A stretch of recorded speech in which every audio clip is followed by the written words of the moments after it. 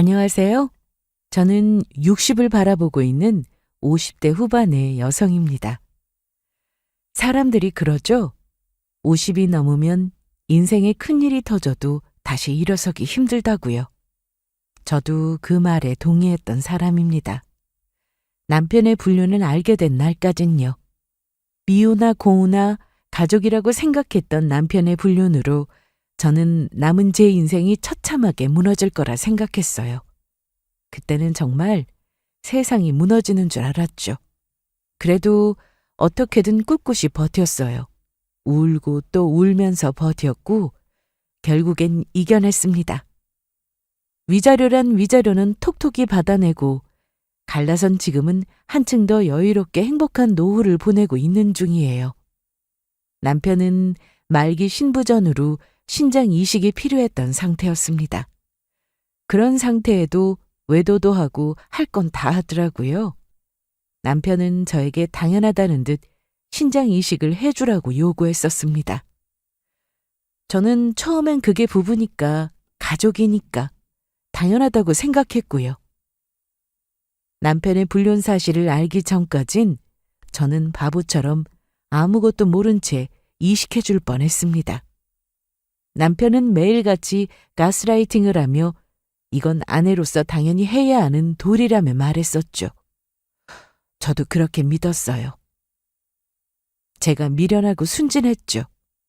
그러다 어느 날 남편의 실수로 그만 제게 꼬리가 밟혀버린 일이 생겼습니다. 남편이 핸드폰 잠금을 안 해놓고 잠깐 외출한 틈에 이상한 메시지를 보게 됐어요. 이름도 없이 그냥 하트만 하나만 띡 저장돼 있는 사람에게서 온 메시지였습니다. 그 순간 머리가 하얘지더라고요. 믿었던 사람에게 이렇게까지 배신당할 수 있나 싶었죠. 그런데 저에겐 콩팥을 달라고 하니 사람 고쳐 못 쓴다고 몸이 성취하는 와중에도 인생의 매운맛을 아직 못 본 것 같아서 제가 직접 보여주었습니다. 이 못난 남편을 어떻게 참교육 시켜주었는지 지금부터 그 이야기를 들려드릴게요. 제 남편은 젊을 때부터 술을 참 좋아했어요. 담배도 달고 살다시피 했고요. 그런 습관들이 몸에 얼마나 해로운지 가족들이 아무리 말려도 듣질 않았어요. 거기다 나이가 들어서는 고혈압에 당뇨병까지 와버렸고 그걸 알면서도 관리라고는 눈꼽만큼도 안 하더라고요. 정기검진도 늘 대충 넘겼고 본인 건강에 대해선 무슨 근거 없는 자신감이 있는지 몰라도 겨우 이런 거 가지고 사람 안 죽는다며 늘 자신의 몸을 가볍게 생각하는 사람이었어요. 그러다 몇 년 전쯤이었어요. 남편이 갑자기 눈이 침침하다느니 몸이 잘 붓고 평소처럼 혈압약을 먹었는데도 조절이 잘 안 되고 힘들어하길래 병원에 가봤더니 그때 처음 신부전 진단을 받게 되었습니다. 병원에서는 아주 분명하게 말했어요. 앞으로는 절대 술 마시면 안 되고 식단 철저히 지키고 약도 제때 챙겨 먹어야 한다고요. 아직 심각한 정도는 아니지만 관리라도 최선을 다해야 악화를 막을 수 있다고 이야기하셨습니다. 근데 남편은 그러한 심각한 상황 속에서도 듣는 둥 마는 둥 정신 차릴 생각을 안 하더라고요. 병원문 나서는 순간부터 다시 예전 생활로 돌아갔어요. 술 약속이면 어김없이 나가고 담배는 끊겠다 매번 새해 다짐을 해놓고는 또 몰래 피우고 밥상 차려주면 맨날 싱겁다 맛없다 투덜대기 일쑤였고요. 그렇게 몇 년을 흘려보냈죠. 결국 어떻게 됐겠어요? 신장이 완전히 망가졌다는 진단을 받게 돼버렸죠. 곁에서 제가 아무리 식단을 신경 써서 챙겨주고 해봐야 정작 본인이 몸을 신경을 안 쓰는데 좋아질 리가 있나요? 신장은 특히나 이상이 생겼을 때 별다른 신호를 보내지 않기 때문에 심각한 상태가 되어야 발견되는 경우가 대부분이라고 들었습니다. 그제야 병원에서도 말이 달라지더라고요. 이식밖에는 방법이 없다고요. 처음엔 혈액투석을 시도했었어요. 의사 말로는 이식 전까지는 투석이라도 꾸준히 받아야 그나마 버틸 수 있다더라고요. 그런데 남편은 병원에 다녀올 때마다 온갖 푸념을 쏟아내는 거예요. 팔에 바늘을 꽂는 게 너무 아프다. 기계 소리가 귀에 거슬린다. 몇 시간씩 누워있는 것도 힘들다면서요. 특히나 투석 끝나고 나면 온몸이 쑤신다며 예민하게 굴고 투덜거렸죠. 제가 속 불편할까 싶어 미음이라도 끓여놓으면 이딴 걸로 어떻게 기운 차리냐고 짜증을 내고, 그럼 짜증내지 말고 조용히 쉬라고 하면 본인이 얼마나 힘든지 아냐며 투석받는 게 그렇게 단순해 보이냐고 또 버럭버럭 하는 거예요. 이 상황, 이 지경까지 오게 만든 건 본인이면서 말이죠. 저는 속으로 고개를 절레절레 저었습니다. 남편은 이걸 버틸 마음도 고칠 마음도 없구나 싶은 마음이 들더라고요. 투석마저 제대로 받지 않으면 이제 이식밖엔 답이 없다는 말을 듣고도 저렇게 여전히 술 좋아하는 남편을 보니 제 속이 답답하더라고요. 그렇게 남편은 몇 달 정도 투석을 해보더니 이렇게는 사람이 못 살겠다며 그냥 차라리 이식을 받는 게 나을 것 같다는 아주 쉬운 말을 뱉더라고요. 이식이 어디 아무 가게나 가면 받을 수 있는 그런 것도 아니고, 지금도 매년 이식을 받기 위해 대기하고 계신 분들이 얼마나 많은데 이걸 그렇게 가볍게 생각한다는 게 너무 기가 차더라고요. 그래서 남편에게도 투석이라는 방법이 있는데 왜 이식부터 생각하냐. 그리고 대기가 길어서 당신은 원하는 날 딱딱 받을 수 없다고 말하니 다 필요 없고 못 해먹겠다는 말만 하는 거예요. 그러더니 결국엔 조건만 맞으면 제가 줄 수 있는 것 아니냐는 말까지 나오더라고요. 저도 제 몸에 칼을 대야 하는 상황인데 아무렇지 않게 이야기를 하는 게 처음엔 기가 찼습니다. 그러면서 남편은 공여자가 없으면 부부인 아내라도 맞는다면 조회하는 게 당연한 거 아니냐고 하더라고요. 그렇게 뻔뻔 당당하게 이야기하면서도 그때까지만 해도 저는 그래, 부부니까 그럴 수도 있겠지 하는 마음은 있었어요. 나 아니면 누가 해주겠어. 그런 생각도 들었지만 아무리 남편이라도 그렇게 단번에 마음을 정하기는 어려웠었습니다. 병원에서 투석이 아니면 이식 외에는 방법이 없다는 말을 듣고 난 뒤 투석의 힘듦을 경험한 남편은 그 길로 주구장창 저에게 이식을 강요해왔습니다. 의사 선생님 말씀 들었지 않냐며 투석 말고는 이식밖에 없는데 너밖에 없다는 말을 반복하던 남편이었고, 이런 이야기를 뱉은 남편의 얼굴엔 절박했다기보다 조급해 보이는 모습이 더 강하게 느껴졌었죠.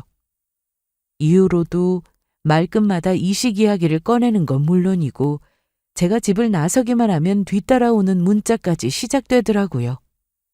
이런 일은 가족이 해줘야지. 당신이 그냥 해주면 되는 거잖아. 뭐가 그렇게 어렵냐는 식으로 문자가 끊임없이 날아왔습니다. 마트에 가 있는 정말 그 짧은 순간이라든지 병원 동행 후 따로 들른 약국 앞에서라든지, 심지어는 제가 친정에 잠깐 다녀오는 길에도 남편은 집요하리만큼 메시지를 보내왔습니다. 말투는 어떨 땐 간청하는 듯 보였지만 대부분은 명령조에 가까웠죠. 지금 당신이 결단만 내리면 끝나는 일인데 왜 이렇게 머뭇거리냐? 부부가 이런 것도 못 믿고 어떻게 사냐? 문자의 빈도는 시간이 지날수록 늘었고 말의 무게도 점점 더 압박감으로 다가왔습니다. 마치 제가 주저하는 그 자체가 남편을 서운하게 하고 배신하게 만드는 일처럼 느껴지도록 말이죠. 처음엔 정말 많이 고민했어요. 내 몸에서 콩팥 하나 떼어주는 게 그 사람을 살리는 일이라면 그게 그렇게까지 어려운 일이 아닐 수도 있겠다는 생각도 들었죠. 하지만 그 결정을 내리기까지 수많은 밤을 뒤척였고 그 과정에서 점점 제 자신이 작아지는 느낌은 지울 수가 없더라고요. 그리고 남편이 이뻐 죽고 사랑하는 마음보다는 정으로 살아가다시피 사는데 신부전이라는 진단을 받았을 때도 본인 몸 관리를 가볍게 생각하던 사람인데 이식받았다고 달라질까 싶은 마음이 더 컸었죠. 남편은 점점 더 공격적으로 변해갔고 마치 제가 콩팥을 주지 않겠다는 것이 그의 인생 전체를 망치려는 악의적 선택처럼 몰아붙여 갔습니다. 어떤 날은 말없이 벽을 보고 앉아있더니 갑자기 그래, 내가 없어져야 이 집이 조용해지겠지라며 한숨을 쉬기도 하고 또 어떤 날은 네가 날 버리면 나도 너한텐 아무것도 남기지 않겠다며 협박 같은 비슷한 말을 남기고 방으로 들어가 버리는 날도 많았습니다. 그렇게 사람을 눈치 주고 피말리는 시간이 반복되다 보니 어느 순간 저도 모르게 마음이 무너졌던 것 같아요.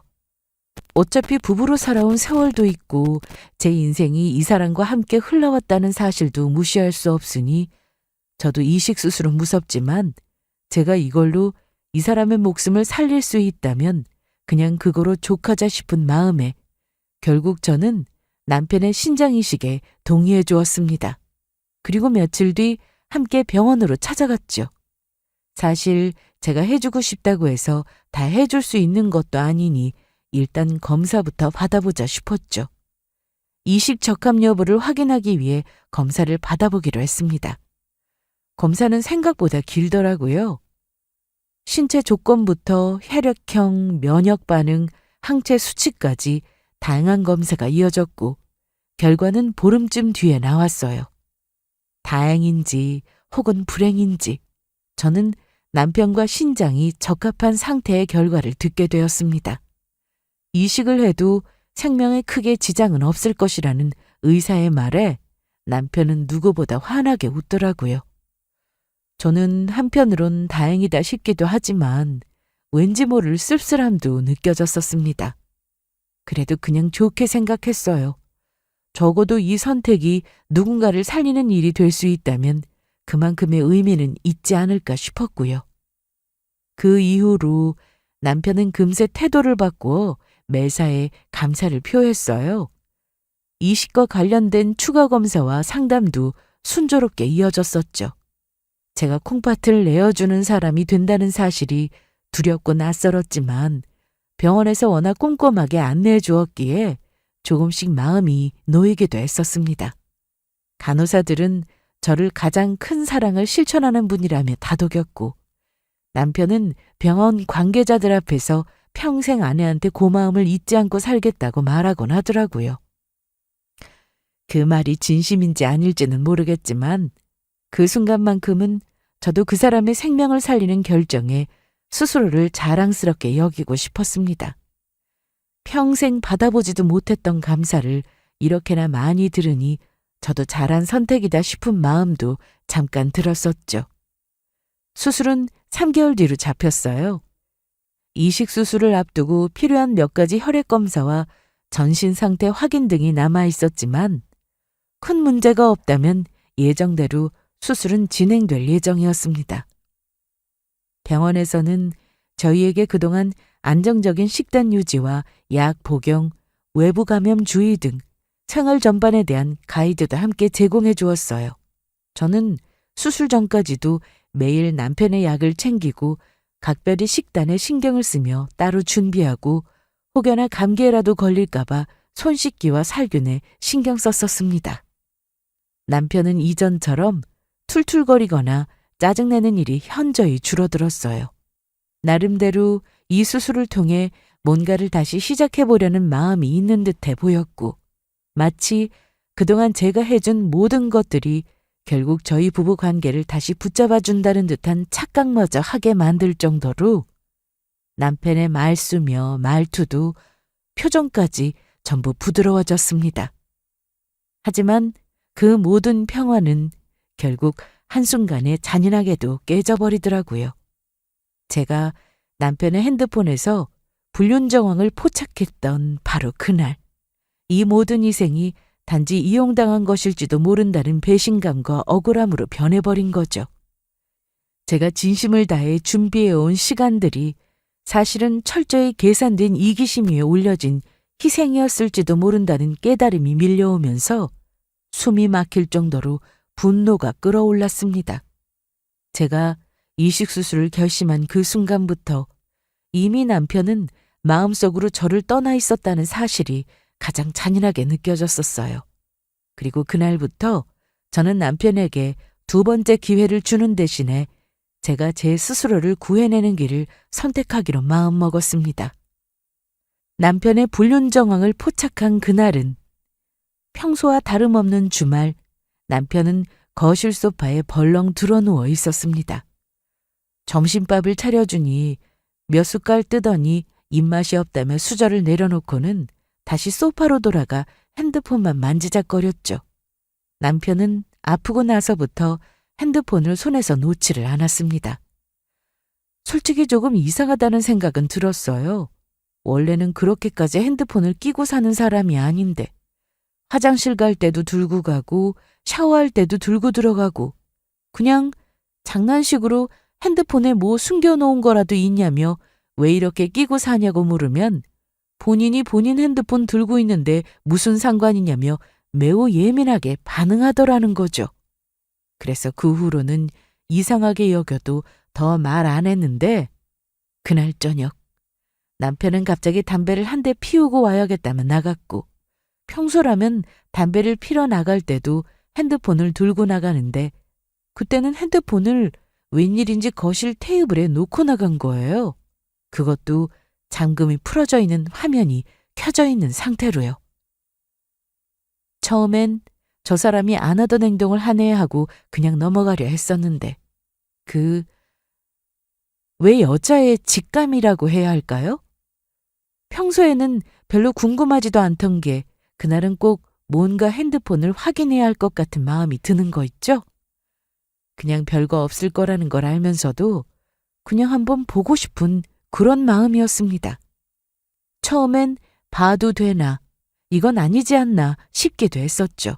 그래도 뭔가 찝찝한 기분이 드는 건 사실이니 그냥 확인만 하고 닫아버리자 싶어 그냥 손이 먼저 움직였습니다. 핸드폰을 들고 화면을 보는데 메시지에 일이 하나 표시가 되어 있더라고요. 어떤 문자인가 싶어 봤죠. 그런데 이름이 없고 그냥 검정색 하트로만 저장되어 있는 이름에게서 온 문자 메시지가 있는 거예요. 이게 뭐지 싶어 열어보니 자기, 오늘 몸은 어때요? 몸 때문에 고생이 많네. 조금만 참으면 같이 지낼 수 있으니까 그거 생각하면 힘내요. 그 글자를 읽는 순간 숨이 턱 막히더라고요. 손끝이 떨리고 다리에 힘이 순식간에 풀리는 느낌이었죠. 제가 뭘 본 건지도 모른 채 한참을 멍하니 화면만 들여다봤어요. 이게 그냥 친구 사이의 장난 같은 느낌이라고는 전혀 생각할 수 없는 연인 사이의 대화였습니다. 근데 대화창을 눌러보니 그건 말 그대로 시작에 불과했어요. 위로 글을 더 올려보니 대화를 주고받은 내용이 한참이나 더 많았습니다. 메시지를 하나하나 내려볼 때마다 머릿속이 하얘졌어요. 그냥 바람 정도가 아니었어요. 이건 진짜로 저랑 이혼하고 그 여자랑 살 계획까지 다 세워놓고 있는 듯 보였어요. 심지어 이식받고 나서 정리하겠다는 말까지 적혀 있었죠. 제가 자기 목숨 살려주겠다고 콩팥 내줄까 말까 고민하는 사이에 이 사람은 벌써 본인 인생에서 저를 쥐어버리고 있었던 거예요. 그제야 가끔씩 이상하게 생각했던 것들에 대해 해답을 찾은 느낌이었어요. 왜 그렇게 가끔씩 혼자 외출하면서도 어디 간다는 말 없이 사라졌는지, 한번 나갔다 오면 왜 연락도 안 되는지, 어느 순간부터 핸드폰에 왜 그렇게 예민하게 굴었는지 저는 남편 건강 걱정하며 죽을지도 모른다는 각오로 수술을 고민했는데 그 사람은 이미 저 없는 미래를, 그것도 딴 여자랑 함께하는 삶을 그리고 있었던 거예요. 저는 핸드폰을 조용히 내려놓고는 그대로 바닥에 주저앉았어요. 배신감에 눈물만 하염없이 쏟아냈죠. 분노도 분노지만 이 허탈함은 어떻게 설명이 안 되네요. 제가 이 사람한테 이 정도로밖에 안 되는 존재였구나. 내가 얼마나 우습고 얼마나 만만했으면 이런 계획까지 세워놓고도 죄책감 하나 없이 살았을까 싶더라고요. 남편은 아무것도 모른 채 1시간쯤 지나 집에 들어왔어요. 늘 그렇듯 담배 냄새 풀풀 풍기며 소파에 앉더니 핸드폰을 슬쩍 확인하더라고요. 근데 잠금이 풀려 있었던 걸 눈치 못 챘는지 아무렇지 않게 넘기는 듯 보였습니다. 저는 그 모습을 가만히 보고만 있었어요. 그래, 이 사람은 이게 들통날 거라고는 상상도 못 했겠지. 내가 뭘 얼마나 아는지 아직 모르겠지? 하고요. 그날 이후 제 심경의 변화는 완전히 달라졌어요. 남편의 핸드폰 속 메시지를 본 순간부터죠. 이제는 분노보다 회의감이 더 밀려오는 느낌이었어요. 제가 이 사람을 위해 목숨을 걸고 수술대에 오르려 했다는 사실이 너무 허무하게 느껴지고 끔찍하다는 생각까지 들었습니다. 이식을 해주려던 마음은 그 자리에서 완전히 증발해버렸고 그렇게 간절히 준비했던 수술은 더는 사랑이나 책임에서 비롯된 것이 아니라 제 감정의 끝자락에서 끌어올린 마지막 연민이었다는 사실을 그제야 인정하게 되었습니다. 하지만 마음이 식었다고 해서 곧바로 모든 걸 뒤엎을 수는 없잖아요. 아직 남편은 아무것도 모르고 있고 저는 진실을 눈으로 확인한 것 외엔 확실한 증거를 가지고 있는 건 아니었으니까요. 그날도 너무 당황한 나머지 남편이 오기 전에 문자 메시지를 캡처해두는 것을 깜빡해버렸어요. 너무 감정에만 앞선 상태였었죠. 하지만 이제는 감정만으로는 아무것도 해결되지 않는다는 걸 뼈저리게 배웠고 무엇보다도 본인을 살리기 위해 수술대를 오르려 다짐했던 사람을 배신한 그 사람을 그냥 용서할 수는 없겠더라고요. 남편은 지금까지 제가 당연히 희생할 거라고 믿어왔고 그렇게 믿게 만들기 위해 교묘하게 죄책감을 씌우고 제 마음을 옥죄어 왔습니다. 그래서 저는 다짐했어요. 남편에게 신장이 얼마나 귀한 건지 이식을 받는다는 게 얼마나 고맙고도 두려운 일인지를 아주 똑똑히 명확하게 알려주는 시간을 주어야겠다고요. 최소한 그 무게만큼은 느끼게 해야 했다고요. 그렇게 저는 마음속으로 조용히 결심을 굳혔습니다. 이제부터는 제가 증명할 차례이고 제가 복수할 차례라 생각하면서요. 며칠 뒤 인터넷으로 작은 녹음기를 하나 주문했어요. 크기가 손가락 마디만 했고 배터리도 오래가는 제품이었어요. 소리에 반응해서 자동으로 녹음이 시작되는 기능이 있다고 했고 날짜와 시간도 함께 저장되는 제품이었습니다. 이왕 시작한 거면 확실하게 해두자는 마음이었죠. 물건이 도착한 날 저는 남편이 출근한 틈을 타 녹음기를 켜놓았습니다. 그리고 그가 하루 중 가장 오래 머무는 장소, 거실, 소파, 등받이 뒤 쿠션 틈에 조심스럽게 숨겨두었어요. 그 소파는 그가 병원 다녀온 뒤에 앉아 끙끙 앓는 척하며 TV를 보거나 휴대폰을 붙잡고 무언가를 뚫어지게 바라보던 곳이었으니까요. 저는 그 모든 장면을 떠올리며 녹음기의 위치를 최대한 소리에 민감한 지점에 숨겨두었어요. 저는 그날 이후 하루도 빠짐없이 밤마다 녹음된 파일을 확인했어요. 매일같이 조심스럽게 녹음기를 꺼내 숨죽인 채 이어폰을 귀에 꽂고 듣고 있었죠. 처음 며칠은 특별한 내용이 없었어요. 그저 남편이 TV를 보며 혼잣말로 구시렁대는 소리나 투석이 얼마나 힘들었는지를 중얼거리는 소리뿐이었습니다. 어떤 날은 아무런 대화조차 없어서 녹음된 파일 내내 정적만 이어질 때도 있었죠. 하지만 저는 포기하지 않았습니다. 언젠가는 반드시 무언가가 나올 거라고 믿었고 남편이 그렇게 오랜 시간 뒷구멍으로 바람을 피웠다는 사실을 이미 알고 있었기에 이 집 어딘가에 그 흔적이 남아있을 거라고 확신했기 때문이에요.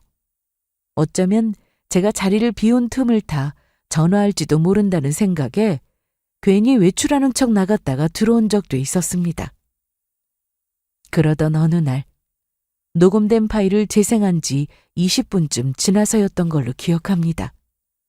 익숙한 남편의 목소리에 평소와는 다른 말투로 한껏 업된 목소리가 녹음되어 있었어요. 정확히는 누군가와 전화통화를 하는 듯 싶었죠. 처음에는 오랜만에 연락 온 친구 전화겠거니 했지만 대화가 이어질수록 저는 확신할 수 있었어요. 바로 그 메시지를 주고받았던 그 여자구나 하고요. 남편의 대화 내용은 참으로 가관이었어요. 이쁜이. 아이, 지금은 괜찮아. 마누라 지금 집에 없어. 이식해주려면 본인 건강도 신경 써야 할 거 아니야. 요 근래 산책하러 아주 열심히 나가더라고. 이제 진짜 얼마 안 남았네. 이제 이식만 받으면 끝이야. 몸만 좀 추스러지면 바로 정리할 거야. 수술도 코앞이고 그때까지만 조용히 넘어가면 돼.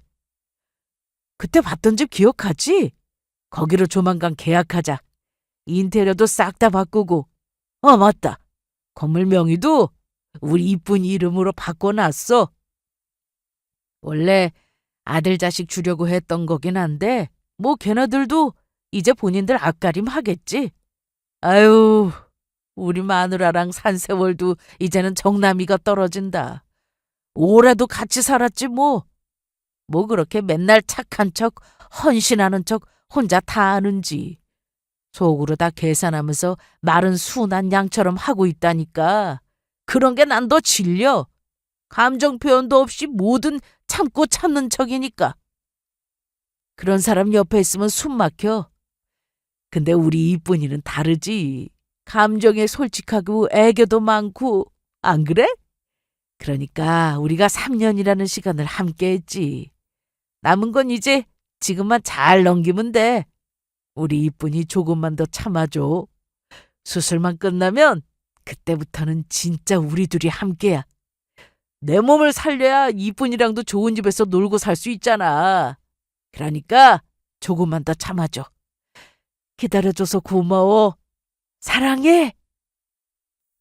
충격적인 건 남편은 이미 이 여자와 3년이라는 시간 동안 불륜짓을 하고 있었다는 겁니다. 그 녹음 파일을 듣고 난 뒤 제 안에 남아있던 마지막 정까지 완전히 떨어져 나갔어요. 저는 그동안 이 사람을 그래도 남편이라고 생각하며 살았는데 그 사람에게 저는 그저 유용한 사람, 그 이상도 이하도 아니었던 것 같더라고요.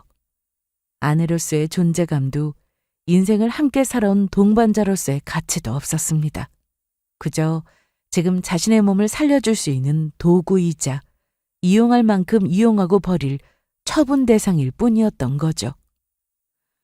무엇보다 제 속을 뒤집은 건 따로 있었어요. 저희 아이들. 그 아이들이 태어나고 자라고 우리가 피땀 흘려 모은 재산을 결국 그 애들 몫으로 남겨주자고 말했던 사람이 그 건물을 불륜녀 명의로 몰래 넘긴 거였습니다.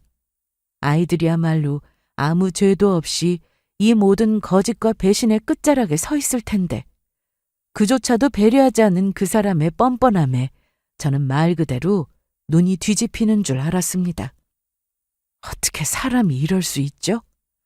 자신이 받은 사랑은 당연한 거고 남이 희생한 건 기억조차 못하면서 저는 그래도 남편이 병들고 약해지니까 사람이 조금은 달라질 줄 알았어요.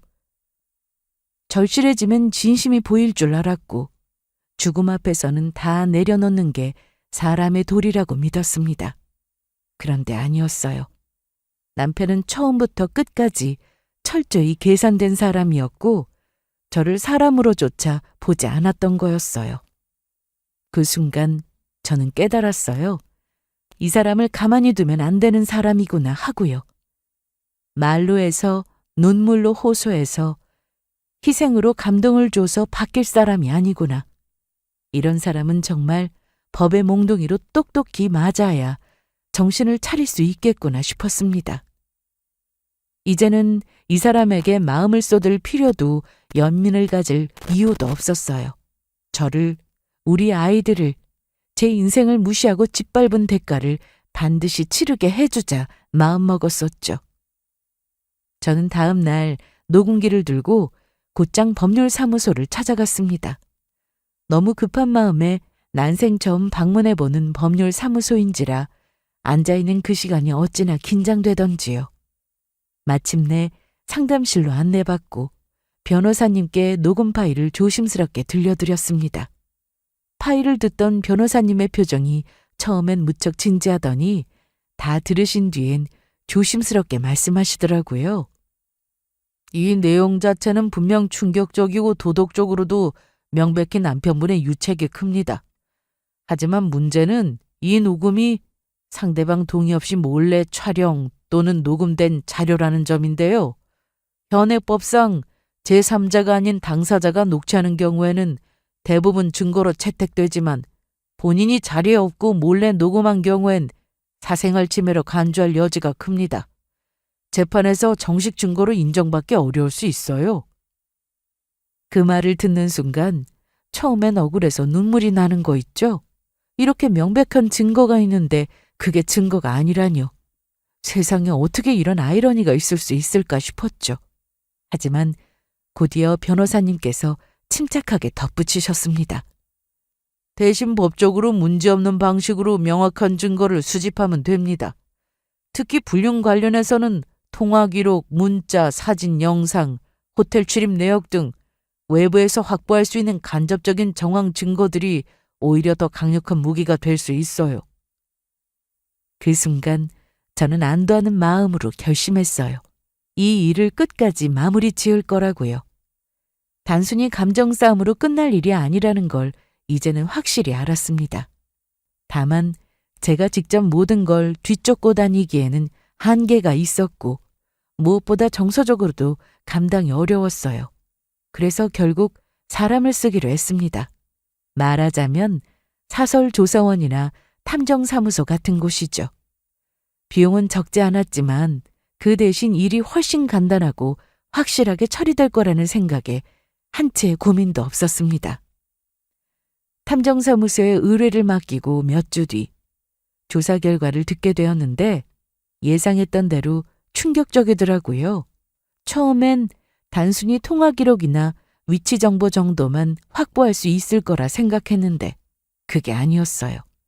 남편은 평소 자주 외출하는 시간대마다 특정 무인태를 드나들고 있는 거였어요.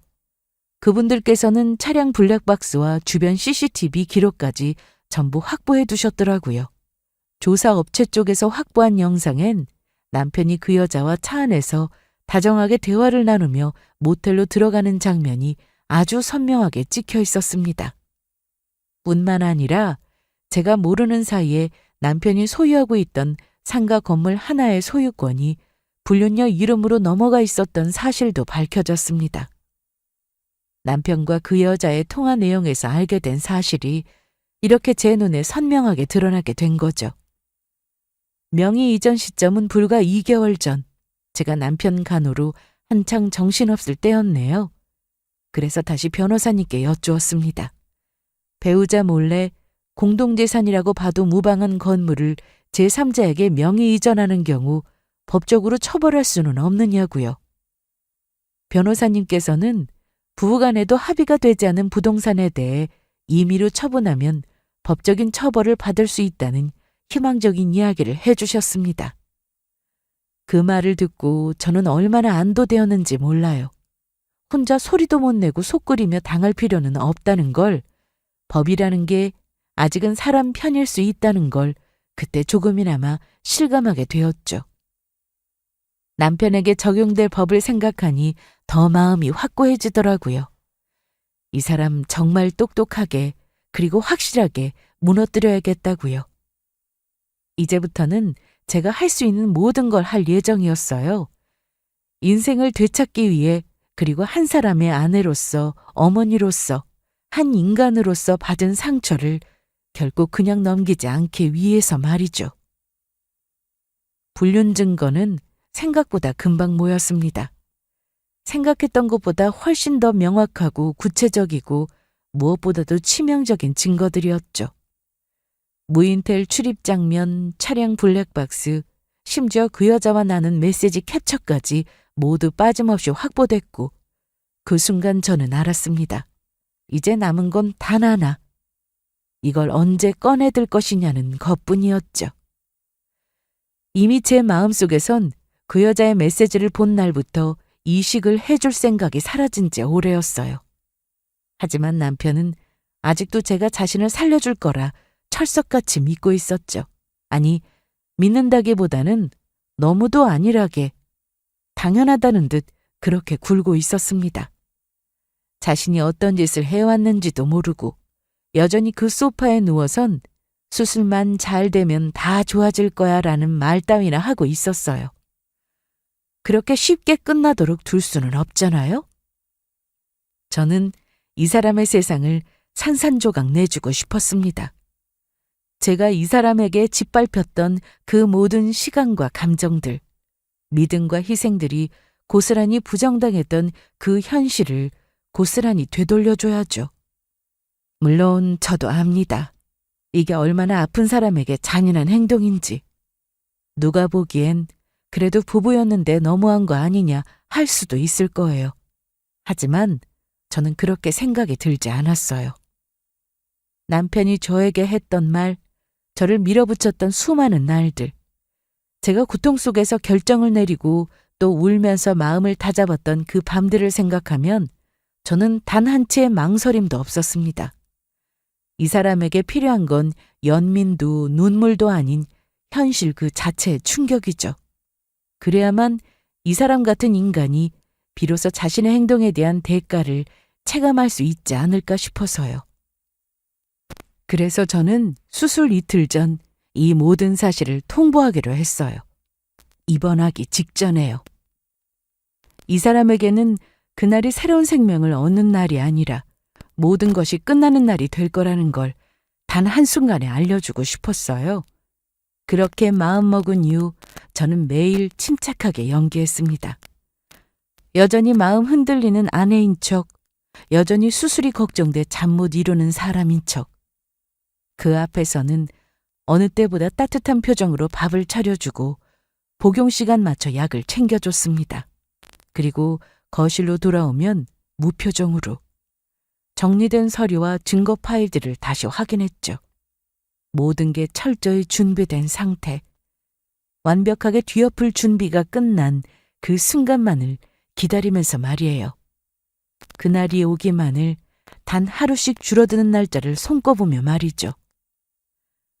수술 날짜가 점점 임박해오면서 남편은 슬슬 불안해졌는지 뜬금없이 말을 꺼내더라고요. 이식 전에 그냥 혼자 먼저 병원에 입원해 있으면 안 되겠느냐고요. 수술에 집중하고 싶다나? 조용히 컨디션을 조절하고 싶다나? 나름 그럴듯한 핑계를 대긴 했지만 제 귀엔 그저 한가한 소리로밖에 들리지 않았습니다. 병원이 무슨 본인 기분 따라 드나드는 찜질방이라도 되는 줄 아는 건지 정말 기가 막혔습니다. 아무리 수술을 앞두고 있다지만 입원도 사전 절차와 기준이 있는 건데 말이에요. 하지만 굳이 말릴 이유도 없었죠. 어차피 갈라설 예정이고 수술도 결국 못 받을 텐데 그 좋아하는 병원밥이나 실컷 먹고 조용히 누워있으라 싶었습니다. 그래서 그냥 병원에 전화를 걸었습니다. 남편이 예정일보다 일찍 입원하겠다는데 가능하냐고요. 어이없게도, 아니 어쩌면 웃기게도 다행인지 불행인지 모를 일인데 병원 쪽에서 병실에 여유가 있어 입원할 수 있다는 겁니다. 타이밍도 어찌나 절묘하던지요.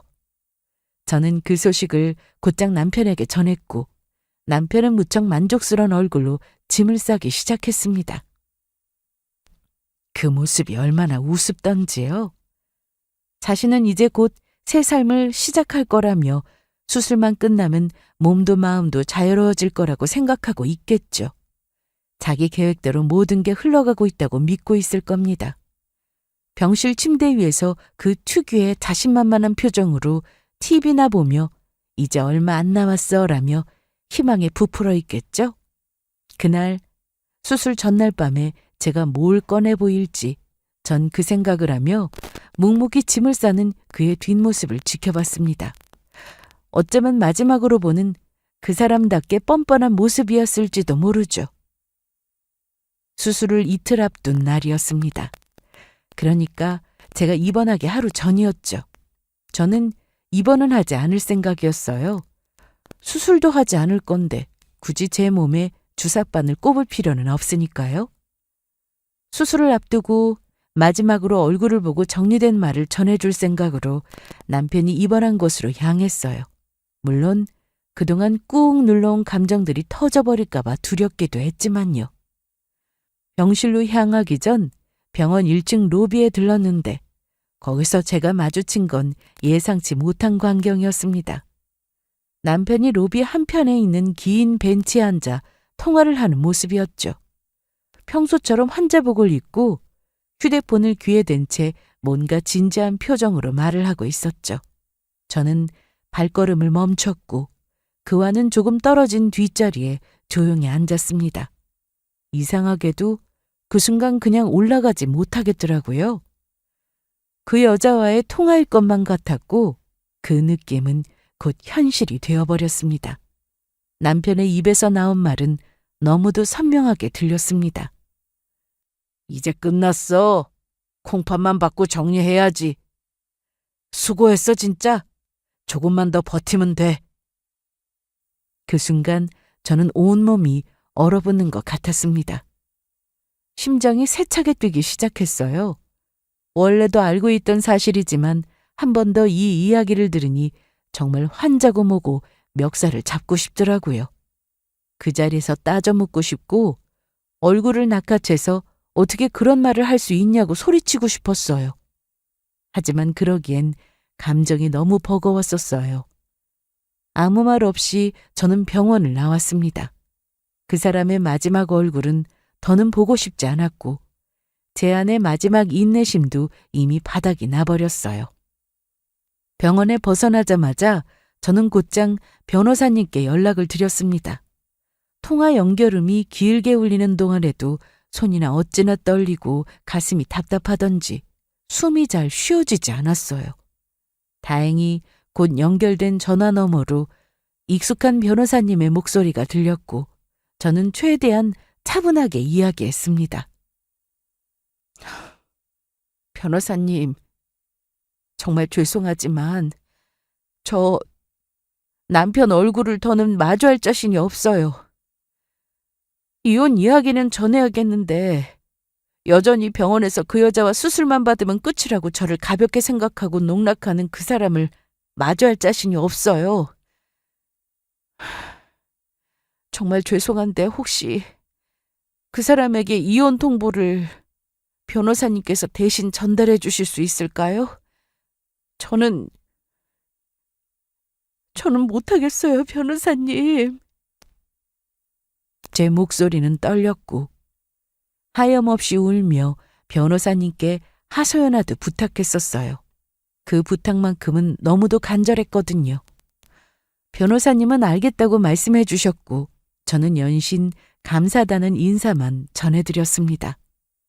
1시간 뒤 변호사님은 남편 핸드폰으로 전화를 걸어 자신이 변호사임을 밝히고 남편을 1층 로비로 내려올 것을 말씀드렸어요. 저는 동행하지 않았어요. 더는 그 사람 앞에서 제 감정을 소모하고 싶지 않았거든요. 그 시간 저는 병원 근처의 작은 카페에 앉아 있었습니다. 손에 쥔 커피는 식어가고 있었고 여전히 긴장된 상태였어요. 그리고 그로부터 30분쯤 지났을까요? 변호사님께 연락이 왔습니다. 말씀하신 대로 전달했고 남편분께서는 모든 사실을 확인했습니다. 반응은 예상대로였고요. 그 한마디에 저는 눈물을 머금고는 세차게 고개를 끄덕였습니다. 변호사님께서는 남편을 보자마자 간단한 인사를 나누고는 조용히 가지고 있던 녹음기를 꺼내 들으셨다고 하셨어요. 처음에는 누구시냐고 불편한 내색을 보이던 남편이 변호사님께서 녹음기를 재생하고 아무 말 없이 남편을 바라보자 처음엔 뭐가 뭔지 몰라 멍하니 듣고 있던 남편이 2분이 채 지나기도 전에 얼굴이 하얗게 질리더랍니다. 그리고 녹음기에서 콩팥만 받고 정리해야지 라는 자신의 목소리가 흘러나오자 남편은 갑자기 몸을 일으켜 무릎을 꿇고는 바닥에 고개를 처박았다고 했습니다. 그럴 의도는 아니었었다며 그냥 잠깐 흔들렸던 것뿐이라고요. 본인이 잠깐 미쳤었답니다. 남편은 입에 침이 마르도록 변명을 쏟아냈고 정말 수술만 하고 다시 잘 살아보려 했다는 거예요. 그렇게 말하며 울먹이고 변호사님의 바짓가랑이라도 붙잡을 기세였다고 하더군요. 하지만 변호사님도 그 말을 믿으실 리가 없으시죠. 그 사람은 자신이 뱉은 말 한마디 한마디가 누군가의 목숨과 마음을 어떻게 짓밟았는지 전혀 몰랐을 거예요. 이제와 무릎을 꿇고 후회해도 되돌릴 수 있는 건 아무것도 없었습니다. 그가 꿇은 그 무릎은 제가 매일 마음속에서 꿇게 만들었던 무게보다 가볍지 않았을까요? 저는 병원 카페에서 자리를 정리하고 나온 뒤 곧장 병동에 전화를 걸었습니다. 더는 미룰 이유도 망설일 틈도 없었죠. 이젠 침착하게 병동 간호사실로 연결을 요청했고 이식수술 관련 담당 간호사 선생님께 전화를 드렸습니다. 안녕하세요. 저 현종기 씨 보호자인데요. 내일 모레 예정된 수술 관련해서 말씀드릴 게 있어서요. 네. 보호자분 안녕하세요. 네, 말씀하세요. 그 수술 취소하려고요. 제가 수술을 안 하기로 결정했어요. 네? 수술을요? 지금요? 이틀밖에 안 남은 상황인데 환자분 지금 입원해 계시잖아요. 혹시 보호자분께 무슨 일이 있으신 건가요? 아니요, 그건 아니고요. 남편 쪽에서 일이 생겨버려서요. 남편이 바람을 피웠거든요. 그래서 이식해 줄 수 없게 됐어요. 바람 피운 놈 모자랐다고 제 콩팥까지 떼어주겠어요? 그 여자한테나 달라고 하려고요. 죄송해요. 저희 가정사로 혼란을 드려서 아마 남편이 곧 이야기할 것 같아 미리 전화드렸어요. 네. 그러시군요. 많이 힘드셨겠어요. 저도 갑작스런 말씀이신지라 뭐라 말씀을 드려야 할지. 지금 단계에서 취소하시면 환자분께선 대기가 꽤 길어질 수 있는데 상황은 충분히 이해합니다. 보호자분께서도 마음고생이 크셨겠어요. 저희도 당연히 존중해드려야죠. 그럼 수술팀에 바로 전달은 해두겠습니다. 일정은 저희 쪽에서 정리하고 따로 한번 연락드릴게요. 그럼 남편분은 바로 퇴원하시는 건가요? 제가 거부를 하게 되면 병원에 있을 이유가 없기 때문에 당장에 저를 찾으러 오지 않을까 싶네요. 아마 퇴원할 거예요. 이런 결정을 하게 돼서 죄송하다는 말씀 드려야 할지 모르겠지만 저도 사람이니까요. 감정이라는 게 무시할 수가 없잖아요. 아픈 사람 두고 당장에 이혼서를 내미는 것도 쉽지는 않지만 이렇게 해야 할 것 같더라고요. 네, 그 마음은 충분히 이해갑니다. 일단 알겠습니다. 혹시 이후에라도 도움이 필요하시거나 문의사항 있으시면 언제든 저희 쪽으로 연락주세요.